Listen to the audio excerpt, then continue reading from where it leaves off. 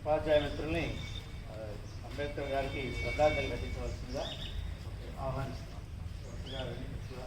ఉపాధ్యాయులంతా కూడా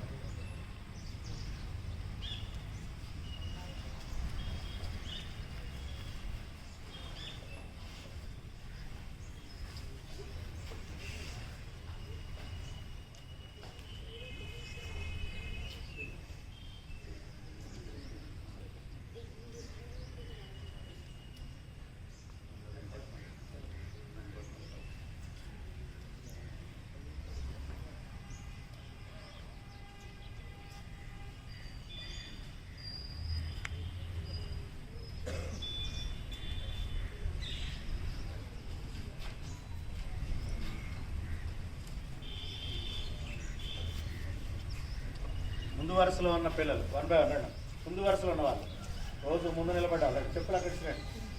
next Anusha Prasanna line ముందు వరుసలో ఉన్నవాళ్ళు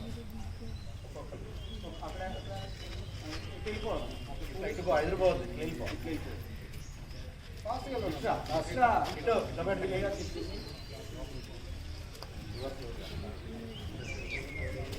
ముందు వరుస రామ్మాయి అబ్బాయి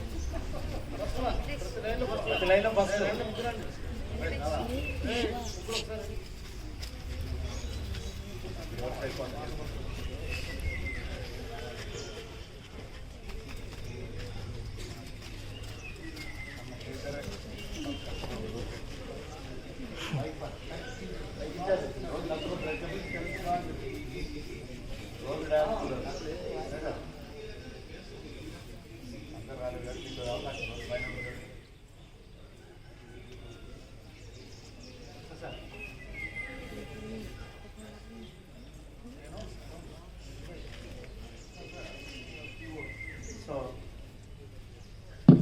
ఇప్పుడు మన అంబేద్కర్ గారి గురించి మన social studies school assistant Krishna గారిని మీకు కొన్ని అంశాలు తెలియజేయవలసిందిగా ఆహ్వానిస్తున్నాను.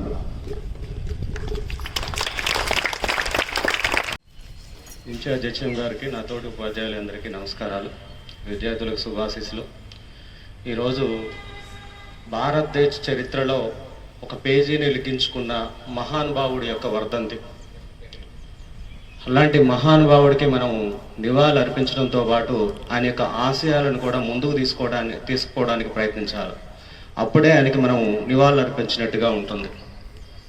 భారతదేశ చరిత్రలోనే అనేక దేశాల రాజ్యాంగాలను చదివిన గొప్ప మేధావి అంబేద్కర్ గారు. ఆయన యొక్క తన జీవితంలో అనేక ఆటుపోట్లను ఎదుర్కొన్నాడు. ముఖ్యంగా అంటరానితనం ఆయన స్వయంగా అనుభవించాడు. అలాంటి అనుభవించి తన యొక్క భావితరాలు భారత సమాజంలో అలాంటి అంశాలు ఉండకూడదన్న ఉద్దేశంతో తన యొక్క మేధాశక్తిని ఉపయోగించడం జరిగింది. దానికోసం భారత రాజ్యాంగ పరిషత్తును ఏర్పాటు చేస్తే రాజ్యాంగ పరిషత్తులో ఆయన పోటీ చేసినప్పుడు ఓడిపోవడం జరిగింది. ఓడిపోయినప్పటికీ అతని యొక్క మేధాశక్తిని గుర్తించి ఆయన్ని రాజ్యాంగ పరిషత్తులోకి తీసుకోవడమే కాకుండా భారతదేశ చరిత్రలో ఆ రాజ్యాంగ పరిషత్తు 22 కమిటీలను ఏర్పాటు చేస్తే అతి ముఖ్యమైన కమిటీకి చైర్మన్గా ఉండడం జరిగింది.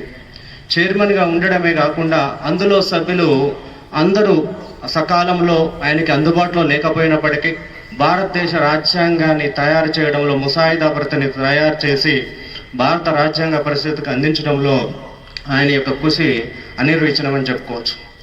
అంతేకాకుండా భారత రాజ్యాంగంలో పొందుపరిచిన 17వ ఆర్టికల్ ముఖ్యంగా అంటరానితన నిషేధానికి సంబంధించింది. అంతేకాకుండా భారత సమాజంలో అందరూ సమానత్వం కలిగి ఉండాలని చెప్పి ఆయన ఆకాంక్షించడం జరిగింది. అదేవిధంగా స్త్రీలకు కూడా సమానమైన ప్రాతిపదిక ఆనాటి సమాజంలో భారతీయ సమాజంలో చూసినట్టయితే భారతీయ సమాజంలో స్త్రీలకు కూడా సమున్నతమైన స్థానం కల్పించడం, ఓటు హక్కు కూడా సార్వజనిక ఓటు హక్కు కల్పించడంలో కూడా ఆయన విశేషమైన కృషి చేయడం జరిగింది.